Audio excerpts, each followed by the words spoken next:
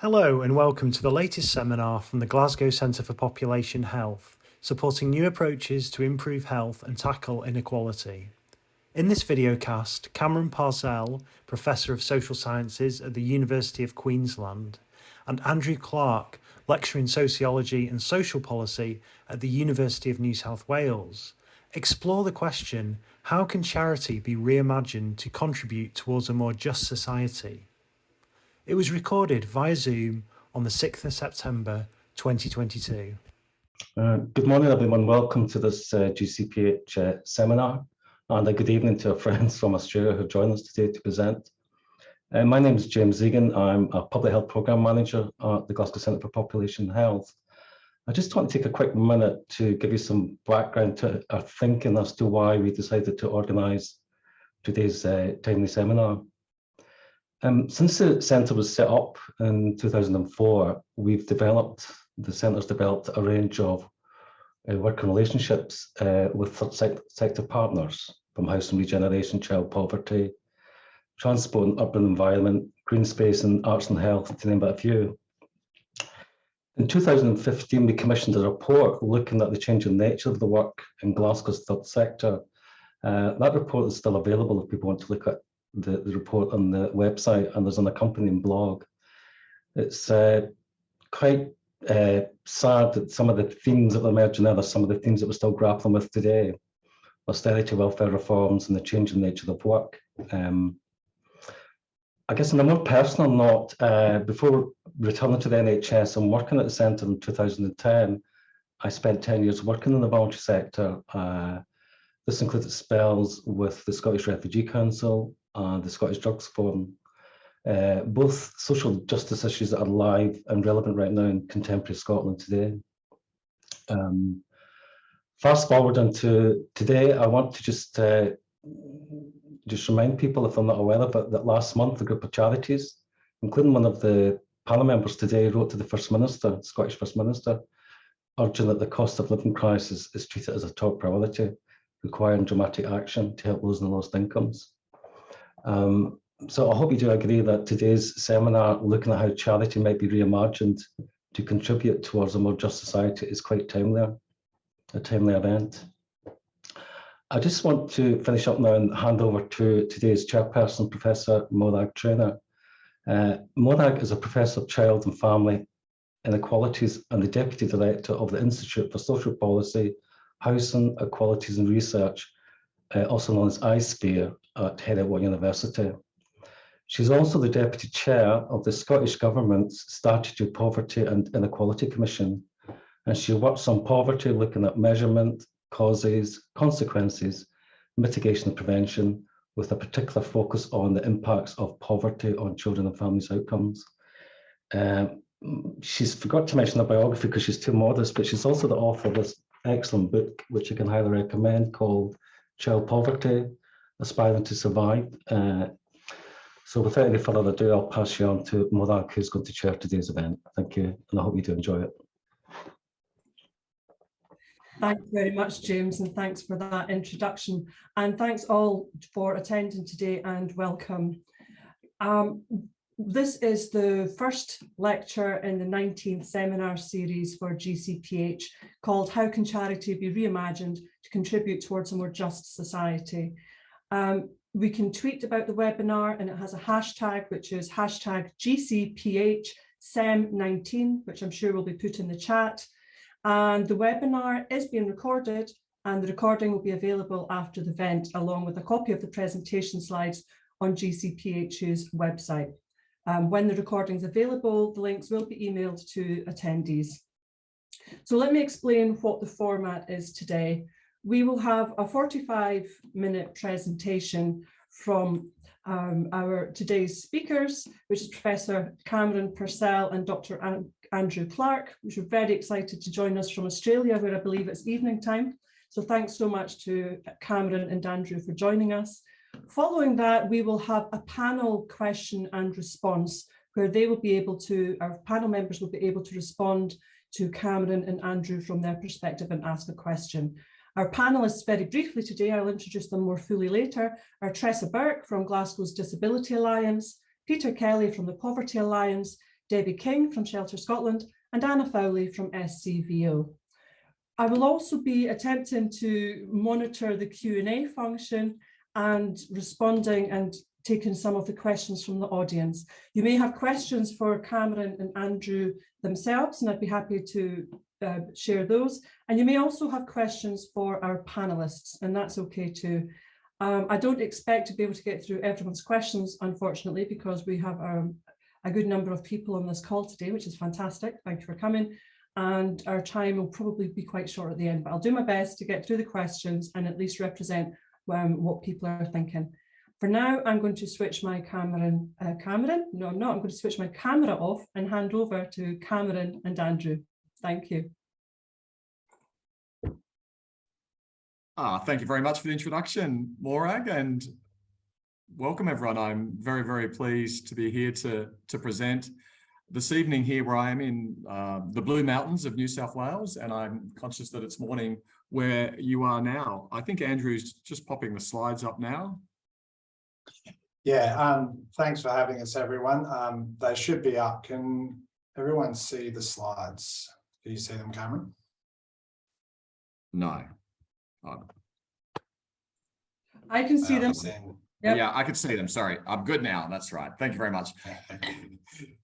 Today, we're going to try and do something that I think is somewhat complicated, because what we're really talking about when we're looking at charitable responses to poverty, we're really asking questions about what does it actually mean to help someone who is living in poverty? What does it mean to help someone who's homeless? What does it mean to provide help that's helpful for someone who's experiencing profound deprivation? And of course, what we know is, and we'll discuss this in a little bit more depth later on, we know that people's profound deprivation, poverty, homelessness is produced by what the state doesn't do. So what can we do as citizens to try and respond to that through practices of charity? And a question that Andrew and I have been grappling with is, how can we be just when we soothe the consequences of poverty, but when our actions don't address the fundamental causes of poverty or the fundamental needs that people have?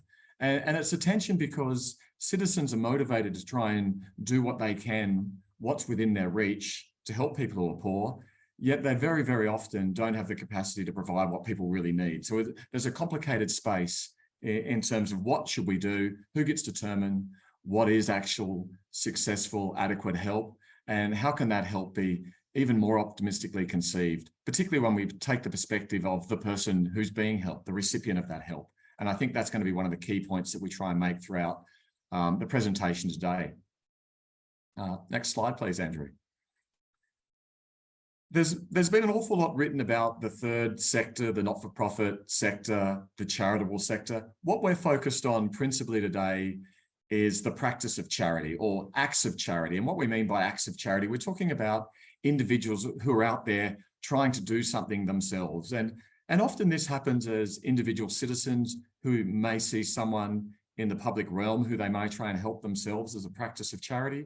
But what we also know is that the practice of charity, what individual citizens do to try and help others, often also happens through charitable organisations. So we know it's not a completely clear-cut distinction, but we're not focused on not-for-profit organisations who are providing government-funded services with professionals. We're very much looking at charity as it was originally conceived. And charity, of course, can involve the giving of resources, the giving of money, often the giving of food. We also know that the act of charity, the practice of charity, is also about giving one's time. And I think giving one's time offers a really important opportunity to think about what else it can consist of.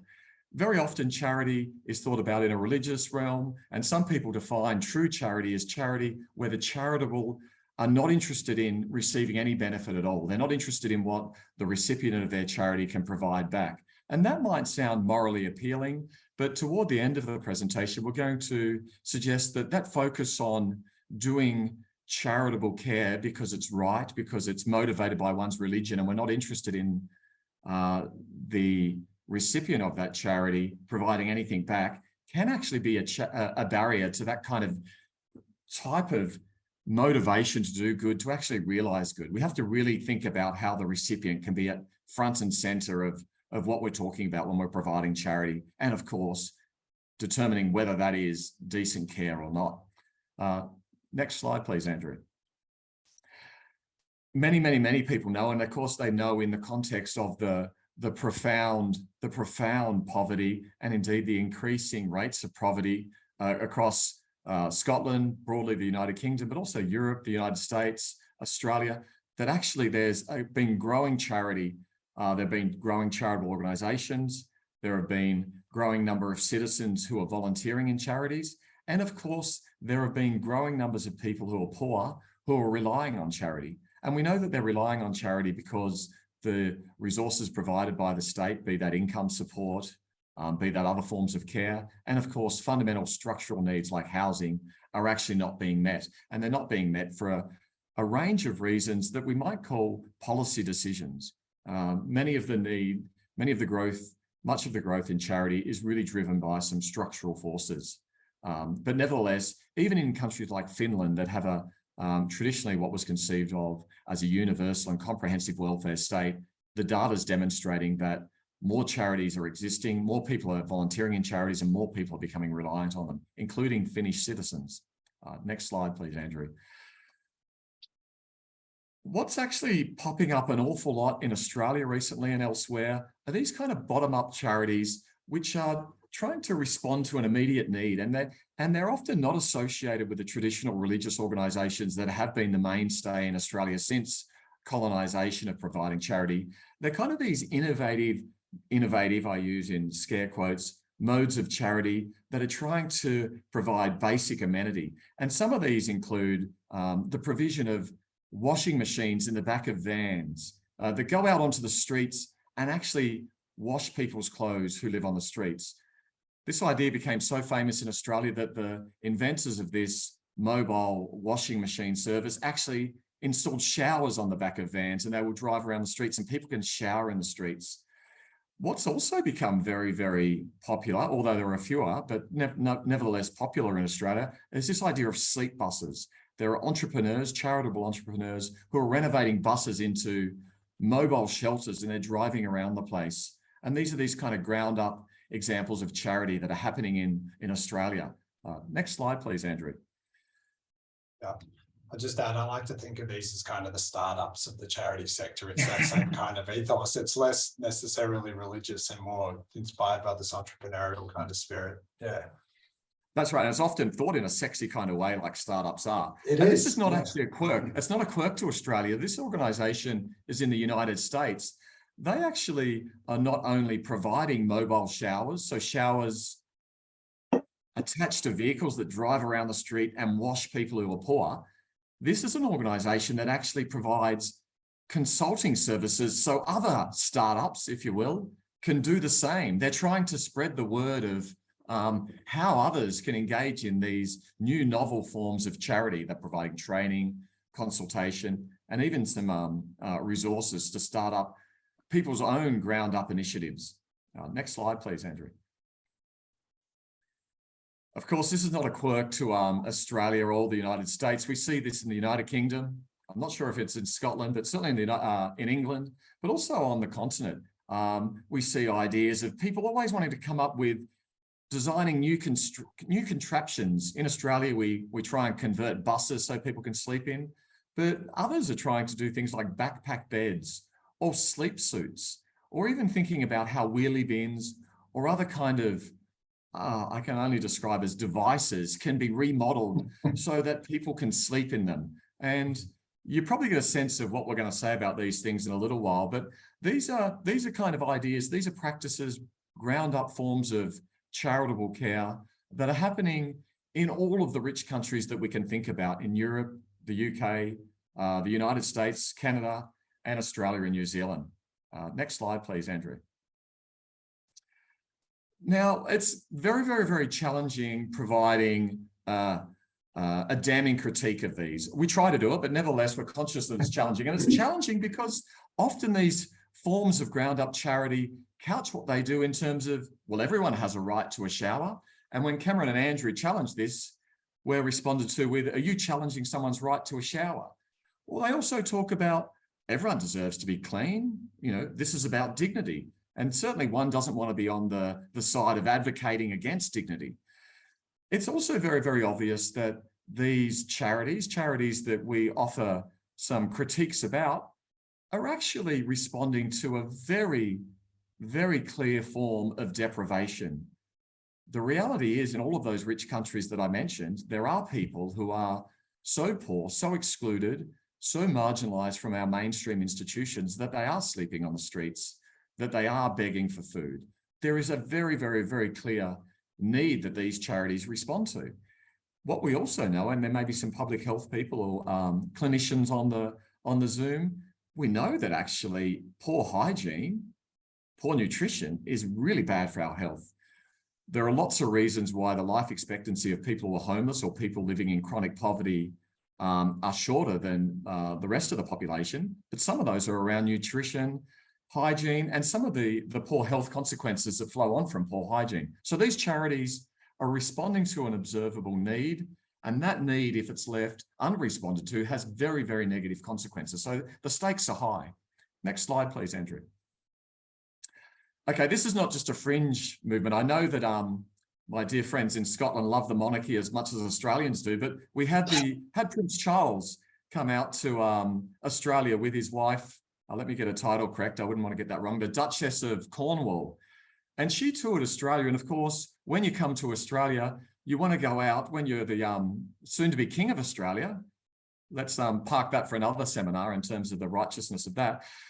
His wife went and saw this mobile laundry, the Orange Sky Laundry, and she was so impressed with it, she put her hand up to be the first volunteer if this kind of innovative, brilliant idea ever makes it to the UK. So impressed with this idea was the Duchess of Cornwall. So you might even see it out your way soon. Perhaps you already do. Next slide, please, Andrew. But of course, it's not just royals, it's also seminal, serious scholars who remind us that the actions of citizens who are motivated by nothing else than to help their fellow citizens is actually, without any doubt, a positive sign of an individual. And of course, a collective of people demonstrating this altruistic behavior is almost certainly a sign, we think, of a positive society. Richard Titmuss spoke about the willingness of people in the United Kingdom to give blood for free as opposed to selling plasma in the United States as a sign of a vibrant, connected, caring society. So we have to be conscious that going out there and trying to help others in sheer, overt, profound deprivation is a morally desirable action, we can think. Next slide, please, Andrew. All right, subsidiarity. There are also many, many people who argue that, you know, even if they might want to challenge the idea that people should be sleeping in rubbish bins or in backpacks or in sleep suits, the idea that poverty, homelessness, deprivation should be responded to from people on the ground has a very, very, very long heritage. Subsidiarity is something that's strongly advocated by many in the Catholic Church. In fact, the idea that a centralized state should be providing resources to distant citizens elsewhere is an imposition, some people would argue. Certainly that's an idea, even outside of Catholicism, which is widely supported in the United States, that we don't want a central government coming in here and providing things. We actually want local people who know what the needs are, responding to need that they see in front of them. So a lot of people see this as not just a positive individual behavior, but as actually a very, very important way to organize society. A point that I think Andrew will make is that when we're talking about charity and how we help, we're nearly always talking about what we think the ideal society is. Next society, please. Next slide, please. We're not up to the next society. That'll be the last couple of slides. Okay, but some caution. My very, very dear friend and brilliant collaborator, Suzanne Fitzpatrick, Glasgow's own, she's reminded us, she would say, well, Cameron, we need to be a bit cautious. With her brilliant research on the homelessness monitor in the UK, or in England, I think, she looked at localism. And, you know, localism draws on ideas of subsidiarity and that local communities are best positioned to respond to their own forms of harm. Well, her analysis with colleagues, Hal Pawson and others, demonstrated that localism actually was a means that put upward pressure on homelessness. You know, the disengagement from the central state to provide these fundamental resources, housing and income support, is actually perhaps intuitively a really great way to increase housing injustice. We also have to be a little bit cautious because some people engaged in these bottom-up forms of charity actually have a very, very problematic idea of people who are poor. They have a very paternalistic idea. They have a very, dare I say, unhelpful idea that assumes that people who are poor are deprived in individual or moral ways. And what charity is not just about giving someone a resource, but it's actually about trying to make them better people through emulating the middle-class volunteers, aspirations and values. So a lot of people are engaged in charity out of this idea that they need to go and mold the poor into better citizens. And this is very, very controversial, of course, but nevertheless, this is one of the motivations that we see in this paper in particular from research in a very, very posh suburb of London. Next slide, please, Andrew. Oops, hold on. Okay, so just bring it all together very, very quickly. What we know from a lot of research we've done all across Australia is that the reality is most people who we see providing charity are actually motivated to do good. I mean, there's some nuances and complexities going on, but fundamentally they're trying to do good. There's also a clear need that they're trying to meet, and we absolutely know that if they don't meet that need, people's lives are going to be worse. This is where it gets complicated. And we know that people going out and trying to meet that need is probably something that we want to be excited about and tap into, but hopefully in a different way. But of course, being the recipient of charity is far from ideal, and it perhaps is far from ideal in lots of societal ways. And I think I'm going to turn over to Andrew now, who's going to speak for the next perhaps 15 minutes or so. Thanks, Cameron. So I'm going to pick up from where Cameron left off and talk a bit more specifically about our research into charity. And I'll be drawing in particular on our book that you can see on the screen here. It was published last year, where we try to engage with these various processes that Cameron has been talking about, this general resurgence of charity as a response to poverty, and also some of the different ways of thinking about charity, whether they be ideological justifications, religious motivations, and you know, other aspects of those processes that Cameron has brought to. We try and engage with those in a critical way, but a way that sort of isn't glib or flippant, that takes seriously some of those things that Cameron has foregrounded about, and the scholars that he spoke about foregrounded about, the values that are embedded and the value that is embedded in this desire to help, but also the dangers. So in the book, we pose a number of questions. And in particular, and the one that I'll probably spend the most time talking about, is we look at what is charity's role in contemporary societal responses to poverty. We also look at how is charity understood and perceived by the multiplicity of actors that are engaged in it or related to it in some ways, from the state, political elites, to the media, to people who volunteer and engage in charity, to people who receive charity. We look at how it is experienced by people who are the recipients of charity, who rely on charity, and what consequences it has for their lives and their sense of self. And finally, we look at how charity can be transformed to help end poverty. That's how we conclude the book, and that's how we'll conclude the seminar today. So starting with this first point, and I'll just move my image off the points here. We speak quite a bit about charity's role in responding to poverty. And really what we try and do here is we try to situate charity within broader social structures and social processes. And I think the way we frame it is the book is that we don't look at charity as an isolated practice. Rather, we examine it in terms of its relationships to the state, the welfare state, and to poverty itself. and to those broader social structures that Cameron alluded to earlier, such as housing systems, housing markets, those various kinds of other things. And one of the things that we argue is that this resurgence of charity and the role that charity plays in contemporary forms of poverty relief, poverty alleviation, are inextricably related to changes that we've seen in welfare provision over the last several decades. And we argue, and I'm going to flesh these points out in a little bit more detail in a moment, we argue that welfare cuts or welfare retrenchment, these kind of welfare state restructuring processes, create the conditions for charity, for this resurgence of charity, by worsening poverty and creating or putting people in a position where they rely on charity.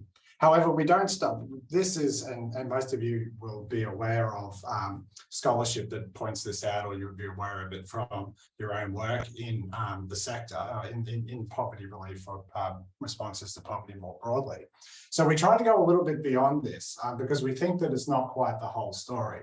We say that not only do changes to welfare and the welfare state create the conditions for charity, but governments and other powerful actors within society are actively involved in cultivating charity, not just because they want to save money by cutting welfare or whatever, but because they see charity as a sign of the good society and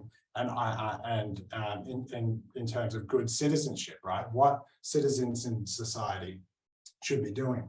So we also show various ways that the government provides material support to charity through funding, tax breaks, those kind of things, but also symbolic support through the valorization of charity, the celebration of it, the normalization of it, putting it on a pedestal as an ideal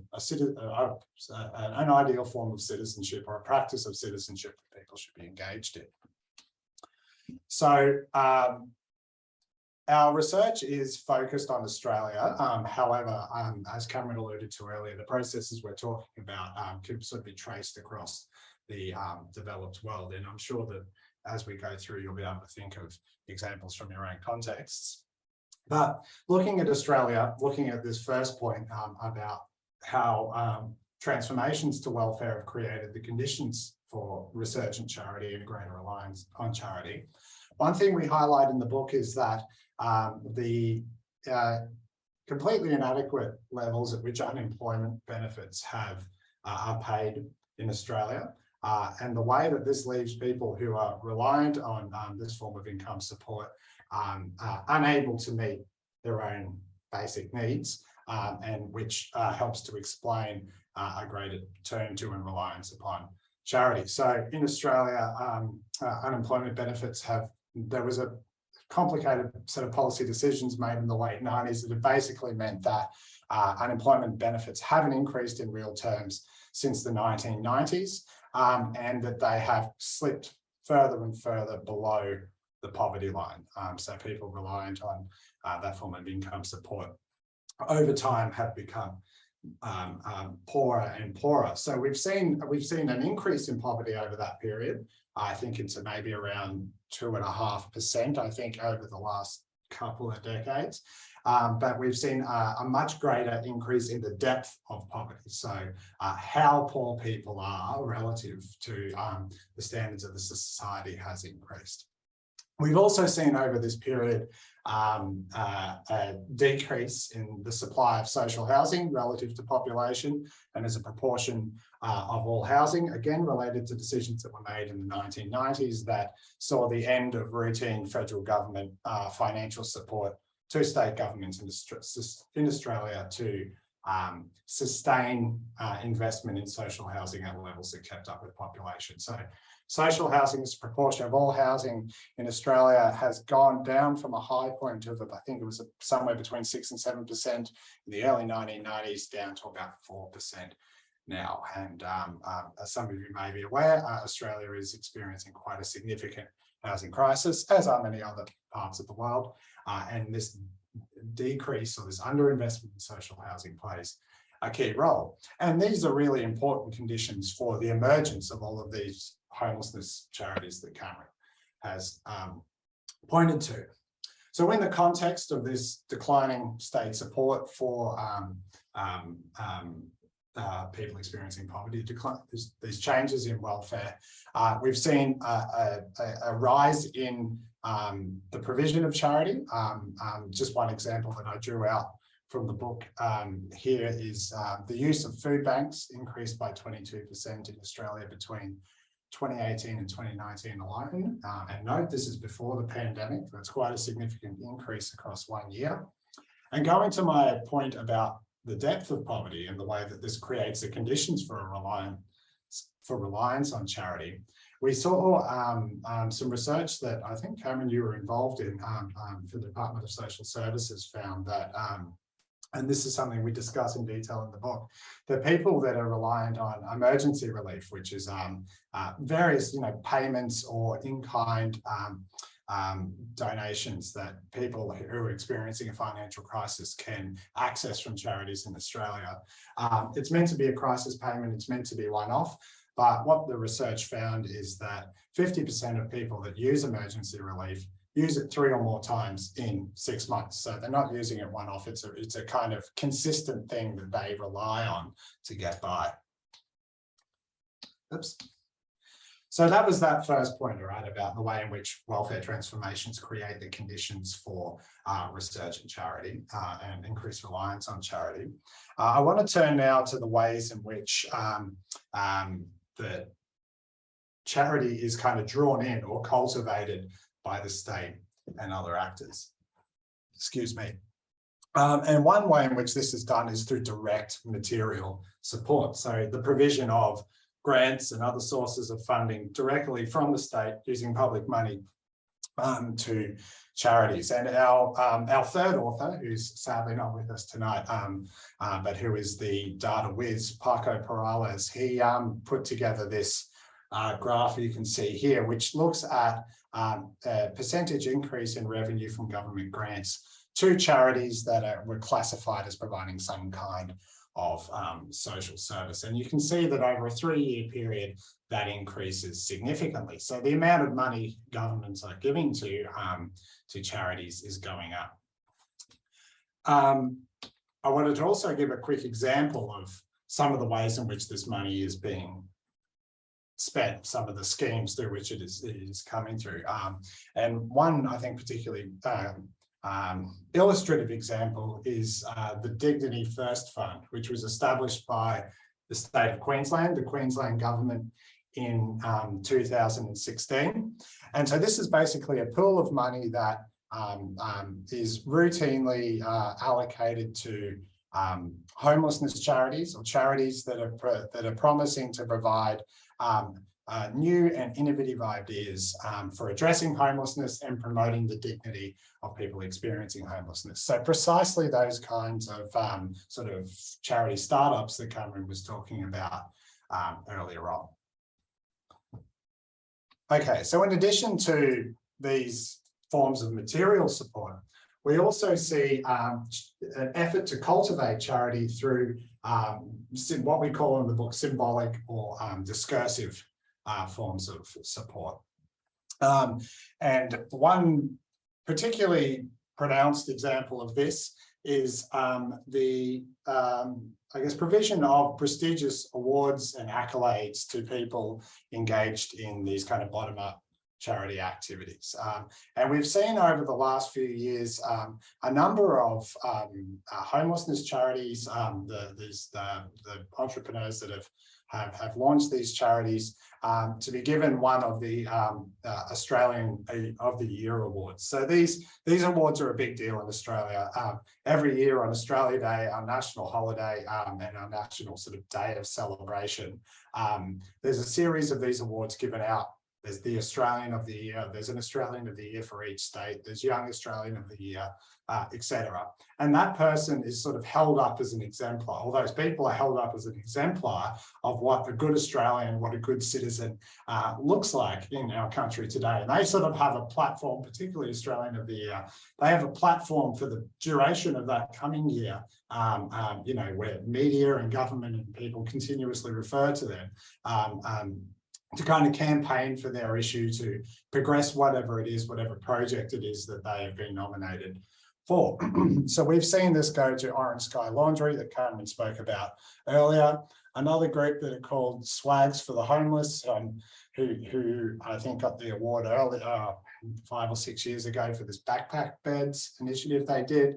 Another lady, whose name I've forgotten, who's started a number of initiatives for the homeless. She was formerly homeless herself. One is a charity shop, which you can see there, where homeless women can come and work to earn a bit of money, and there's no sort of roster, so they can just come in when they want. She started another project called the Period Project, which was about providing feminine sanitary products to women experiencing homelessness. I think she was young.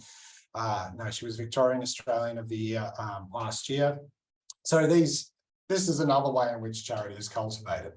And it's often coupled with quite strong symbolic support from political elites or our political class. So, and you know, this can come on the back of the provision of these awards, or it can happen separately. But I just wanted to provide the example of when Orange Sky Laundry was provided, was awarded Young Australians of the Year. Our former Prime Minister at the time, Malcolm Turnbull, described them as, described their initiative as practical and innovative, that it would go a long way to raising the health standards and restoring dignity to people experiencing homelessness. And the Premier of Queensland, the state where Orange Sky began and where the Dignity First Fund was set up, she said their accomplishments are truly inspiring. They demonstrate not only amazing initiative and integrity, but determination to go above and beyond and make a difference. So you can see these themes coming through. We're also seeing just add there, Andrew, that this is on the political left and the political right of Australia too. Yeah, 100%, and across levels of government. So it's sort of bipartisan and at different levels of government. Yeah, thank you. That's a really good point. I'm sort of labouring the point here. We also see this kind of symbolic support amplified or engaged in by the media. Orange Sky described in the media as amazing, ambitious. There's another charity here who provides blow-up mattresses in car parks overnight when they're not being used. Had one media company in Australia questioning why no one's done it before. It's such a great idea, etc. So in the book, we try to engage in, we think a lot about how do we interpret this, right? How do we make sense of these processes that I'm talking about, right? The role of charity in society, in poverty relief, the way it's kind of cultivated. Well, we say that it's, as I said earlier, we recognize that it's partly about reducing welfare costs by shifting responsibility to civil society. And as you'll see, I've put up some references for a number of other scholars have made this point. And we would certainly see this as the case in Australia. However, we think the picture is a little more complex, not least because as the state has withdrawn funding from, top-down government welfare support, we also see it providing increasing amounts of money, public funding to charities. So it's not just about the money here. And we argue that what we're seeing also reflects changing citizenship ideals. It's about what we as a society, and particularly our political class and our media class, consider to be a good citizen and a good society, what that looks like, and therefore engaging in efforts to cultivate and promote citizens and a society that reflect that ideal. And to make sense of this, we draw on the work of the sociologist, British sociologist, Nicholas Rose, and his idea of ethical citizenship. And we argue that charity is about cultivating a distinct form of citizenship that matches his idea of the ethical citizen. So Rose argues that from the end of the 20th century, we saw a kind of shift in the way that citizenship is talked about in political discourse. And this really entailed a move away from, a preoccupation with social rights, that is people's right to social protection, particularly from the vagaries of capitalist societies, things like unemployment, sickness, old age, etc. Those things that kind of dominated post-war politics in the developed world. I know it's certainly the case in the UK and here in Australia. So Rose says that these things have kind of attenuated as core concerns and have been kind of displaced by this focus on the kind of ethical duties or the ethical virtues that citizens have or should have. And politics has reorganized itself on trying to cultivate those, shape those, instill them in citizens. So in this era of ethical citizenship, the good citizen is conceived as someone who takes responsibility for the social problems that they see around them, the homelessness they see on the street, the hunger that they encounter, those kind of things. And they do this by mobilizing bottom-up responses within their community. They act on the basis of spontaneous compassion and compare these kind of ethical virtues, right? That many of us across the political spectrum think that modern societies are lacking. And importantly, they do this without waiting for government to do it for them, right? So it's this real bottom-up, get in there, DIY, startup-y kind of culture, but in a kind of in the charitable domain. And a really powerful example of this that we talk about in the book, or an articulation of this idea, came from our former recently departed Prime Minister, Scott Morrison, who, when reflecting on the Australian character and what makes the true Australian, said that we are someone who make a contribution rather than take one. So this slide's probably a bit redundant because I think I've sort of said these points and we're running out of time, but really charity is taken by those who are keen to cultivate charity, to promote it, to create the conditions for it, as exemplary of ethical citizenship. Because it embodies this kind of spontaneous care, practical ingenuity, and it's a reflection of a society, or it's a reflection of responsible and resilient individuals in communities, right? Those kind of things that under ethical citizenship, or the ideology of ethical citizenship, we see as desirable. However, and so we develop a bit of a critique of ethical citizenship generally, but particularly the forms of charity that are promoted and the way in which charity is treated and what charity means in the context of this particular ideological setting, ideological context, you could say. And one of the points that we draw out is that ethical citizenship really puts the focus on the giver, right? The person who is doing the charity, and what their acts mean for them, both themselves as individuals, as citizens, and for as a society. So ethical citizenship and the ways in which it's cultivated celebrate givers' compassion and ingenuity.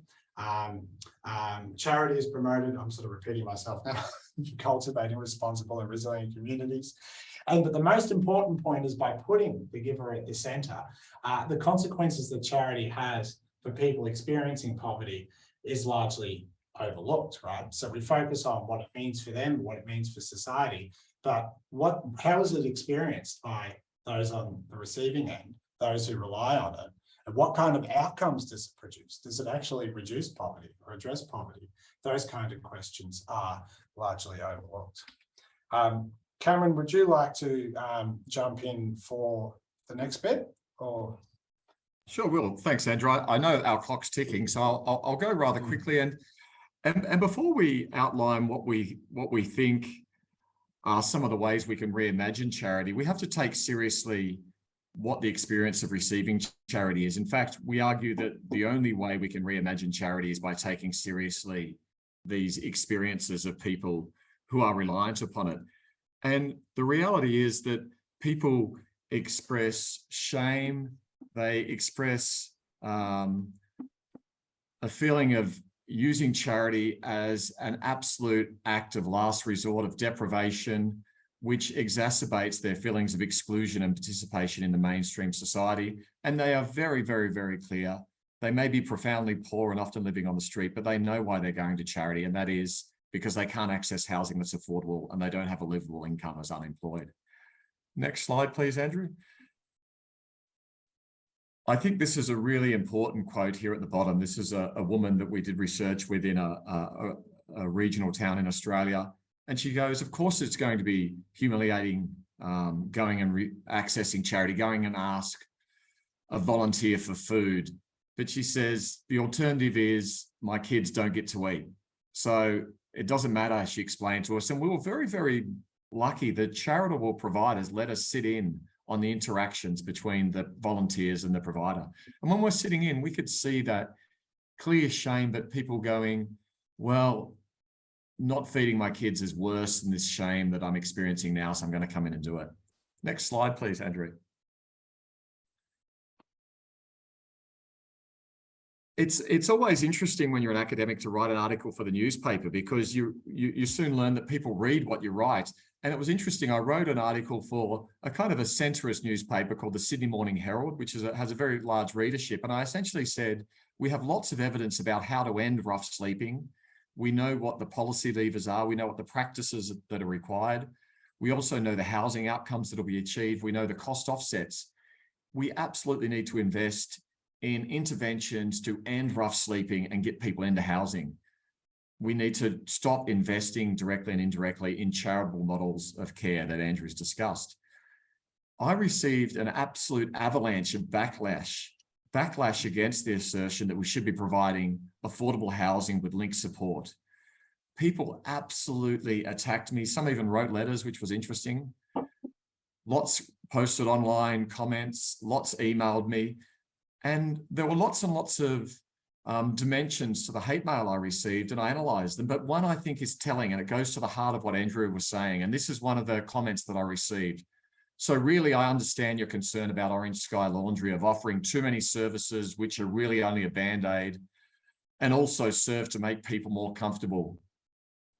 But I think their great gift is to attract a generation of young people to experiencing the joy of giving and generosity of service to others. This gets to the heart of what many of these charities are about. It's about the giver. And this is really, really disturbing when I'm advocating for housing that's affordable as opposed to charity. And the response is, if we got rid of the charity, what are the opportunities for the middle class to exercise their care? Next slide, please, Andrew. And when we're advocating to get rid of charity, we're suggesting that actually we know what we need to do. We know what the knowledge is. This is not a knowledge gap. This is a political will gap. We know that if we provide housing that's affordable, and I'm conscious that in Scotland, there's a very ambitious plan for social housing to 2020 to 2030. We know that if we provide people with a livable income, they won't go and access charity so they can eat or sleep or wash themselves on the streets. The pandemic was an extraordinary example where we could actually measure exactly that. And again, we got all of the data of the two largest charities in one state of Australia. And we accessed when people went to the charity in the 2 years leading up to the pandemic to see what the cycle is throughout the years. In Australia, the government intervened in a very Keynesian kind of way during the pandemic, where we provided corona supplements, $550, $250 and $150, and also economic stimulus packages of $750, and then they went down to $250. When the government provided people who are unemployed, and that's these lines and shaded columns, completely intuitively, but we empirically substantiated it, when people were provided with a livable unemployment benefit that lifted them above the poverty line, the demand for charity, the actual demand measurably fell through the floor, and the fall almost perfectly mirrored the level of increase in the rate of unemployment benefit. When the increased benefits started to taper off back to their normal level, the rate of requesting charity started to increase in line with it. It was almost a perfect example of showing exactly what might happen in terms of what charities would need to do or not if the government provided that fundamental resource. And I think this is really important, and it's really important for reimagining charity. Next slide, please, Andrew.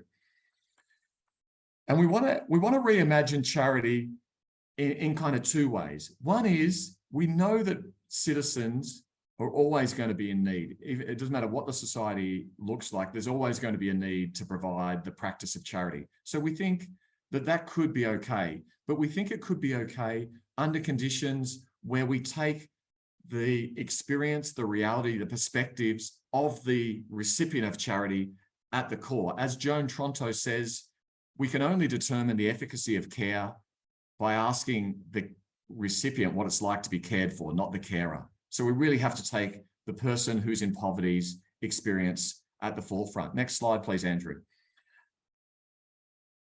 Hold on. There we go. And when we take the recipient of charity and their experiences as core, we can reimagine charity that thinks about, how do I want to receive charity? Well, they don't want to feel shame, of course. And in some ways, they don't feel shame, or their shame would certainly be minimized when charity isn't an exercise of the benevolent looking down to and giving someone who's poor something they don't have.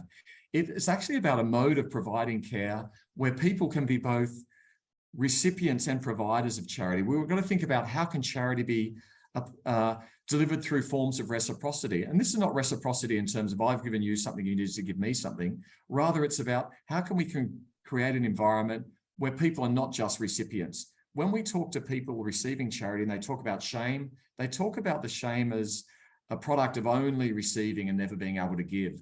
They also talk about, to get charity, they need to go and articulate their problems. They need to demonstrate how needy they are. And they feel that this is further alienating. How can charity be provided in a context where people are not othered, where they're not seen as the embodiment of their deprivation? How can we provide this care in a more humane manner where people are much more active agents in ensuring that they can respond to their immediate needs? Next slide, please, Andrew. We need to also reimagine what helping someone who is poor is. And of course, to help someone who is poor, charity needs to end poverty. There's no reason why charity can't be about actually working toward the redesign of society so poverty is not present. There's no reason that charity can't be about advocacy for structural change. There's no reason that charity can't be about the kind of the political work that's required to bring about change. And of course, people in charities, particularly those volunteering on the ground, have this great position in Australian society, as Andrew said. They have this capacity to have a voice. And they also have legitimacy when they're on the ground with people who are poor. But of course, it's people who are poor need to be provided the opportunities where they can advocate for the structural change themselves. And this is the kind of the reimagining of what helping someone in poverty is. It's helping someone to end their poverty. And that is through the societal change that's required. We saw that for a brief period in Australia when COVID happened. Rates of poverty and thus rates of requesting charity massively reduced. Next slide, please, Andrew, because I know we're running a couple of minutes before we go to the questions, which I'm super keen for. Of course, this idea that charity should be about doing things that the state doesn't want to do, this idea that charity should be about pushing the state to do things, this idea that charity should be at the forefront of advocating for structural change is not just about some kind of modestly radical social scientist from Australia. Lord Beveridge, the guy who was fundamental in the British welfare state, said that this is actually what charity should be about. Unfortunately, however, the previous Australian government introduced 3 bills to Parliament which tried to do exactly the opposite. It was called colloquially as a silencing charity bill, where they wanted to have the capacity, the Commonwealth government, to deregister charities if they engaged in certain types of behaviours that would be tantamount to political advocacy. So the government were actively working to ensure that charity only did what Andrew suggested they should do, that is, be the ethical citizens responding to the consequences of poverty. If charities were going to get out there and be too radical, the government wanted to legislate to deregister them, which would of course mean they'd lose their tax status. Next slide, please, Andrew. Okay, and for the last comment, I think it's good to go to, I think it was Archbishop Camara When I give food to the poor, they call me a saint. When I ask why they're poor, they call me a communist. And I think this is about the idea of, you know, to really help people. And he was arguing to really help people in terms of his interpretation of the gospel, we need to be doing something. And of course, liberation theology is all about not only advocating for structural change, not only ensuring that people who are marginalized are there advocating, but they would argue from a Christian lens that the kind of structural injustices that charity responds to are impossible to create the conditions that actually would be pleasing to their kind of notion of faith. So actually they argue that the radical kind of change to end poverty is actually consistent with what the Christian idea of charity is all about. Thank you very much. And I think I'll hand over to my colleagues in the panel now.